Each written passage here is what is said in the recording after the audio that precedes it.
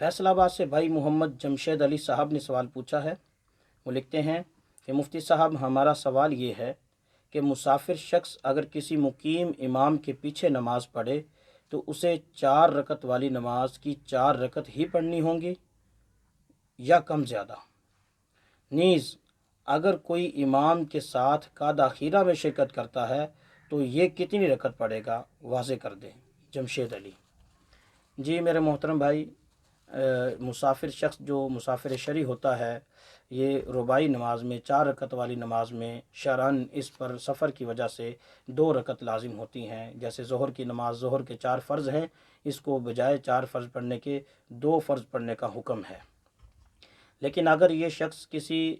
ایسے شخص کی ابتدا میں نماز پڑھتا ہے جو مقیم تھا، جس پر خود اس پر اپنی نماز 4 رکعت نماز لازم تھی، تو اس کی ابتدا کی وجہ سے اس پر بھی 4 رکعت ہی لازم ہوں گی۔ اسی طرح آپ نے اس کا دوسرا جز پوچھا کہ اگر کوئی شروع نماز میں مطلب نہیں ملتا، اخیر میں قعدہ خیرہ میں آ کے اگر شمولیت کرتا ہے تو امام کے پیچھے اگر وہ اقتدا کرتا ہے تو بھی اس کا وہی حکم ہے کہ اس کو 4 رکعت ہی پڑھنی ہوں گی، بے شک یہ قعدہ خیرہ میں ہی آ کے کیوں نہ ملا ہو۔ اس نے امام کے ساتھ بے شک 1 رکعت بھی نہیں پڑھی، صرف قعدہ میں آ کے ملا، اس قعدہ میں آ کے ملنے کی وجہ سے یہ امام کی ابتدا میں آیا، جس کی وجہ سے اس پر 2 رکعت کی بجائے 4 رکعت پڑھنی لازم ہوئی۔